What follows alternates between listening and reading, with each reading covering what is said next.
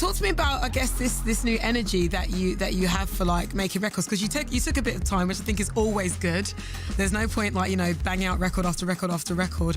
Does it feel different this time around? There is some difference, obviously, you know, getting older. I've got a family now, trying to balance out. When it was just me and, you know, I had no responsibilities and all I wanted to do was make music. You know, my dad said, like, one day you'll grow up. And I think he was talking about my sleep schedule and my just, you know, like staying up all night. And I think it's finally come around to me now. I do go to bed and I do get up in the morning now and still fit in creativity inside of that window. And in fact, in some ways, it's more effective, it's more efficient.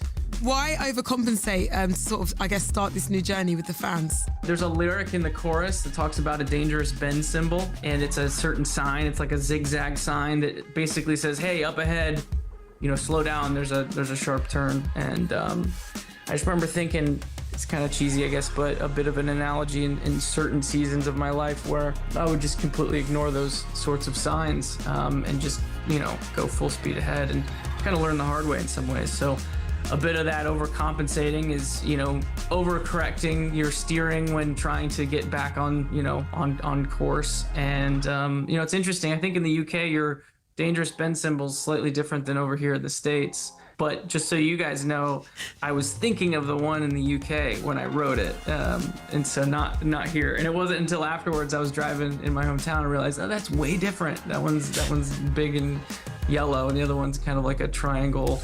It's way cooler looking. So I think you guys have cooler signs over there. Tyler, I'm going to confess something to you, my love.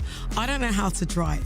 So anything you said, even my producing team was just sort of like, Clara, look, where I grew up, I've only ever ridden a bike or walked. Like, sue me, I'm looking after the planet. How about that? Other than a few analogies that you can draw in your life, that's about it. You know. I remember during our conversation when we were hanging out in Ohio, and you were talking about songs and like a theory that, you know, isn't it fascinating that there's a certain amount of notes, and like, you know, it's quite interesting how just picking a finite amount can like make a song. And then there's that theory of like, maybe, you know, you only get access to a limited amount of notes in your lifetime. I don't know if you remember that conversation. Like, have you had that approach with this upcoming album as well? Like, are you finding like a new well of notes, or?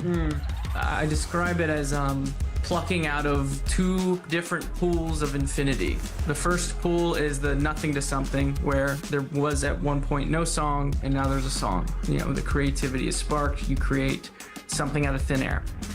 And then there's this other pool of infinity, it's how to dress it up, how to record it. What's the structure, what instrument should be used in communicating the song, and that's the part that takes a long time. You know, I've worked on this record for a year, and there were times where I asked myself, is it supposed to be this hard? Is it supposed to take this long? And I have to remind myself, the part that actually takes really long is the how to dress it up part. Right on. And now, look, I know it did take a year, but a year well worth it, because the new album's coming in May. It's called Clancy. I don't want to ask, like, what can fans expect? Because obviously they're going to expect a 21 Pilots record, but that can sound like anything.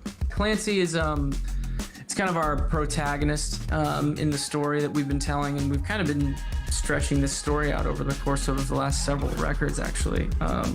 Clancy is the type of character who, for a long time, didn't know if he was a leader or not, didn't really want to take responsibility for it, and I think specifically this song Overcompensate being the first song on the record, it's going to be the first song we play live when we start, you know, touring. There's a bit of a confidence in it and a bit of a swagger in it that the character really needed to embody in order to take on the new role that the story that we've been telling. And Clancy's going to kind of like rise up as that person. Thank you so much, Tyler, for your time. And yeah, let's run it again. This is tonight's hottest record coming from the album Clancy, brand new 21 Pilots. This is Overcompensate. This is Radio 1's hottest record.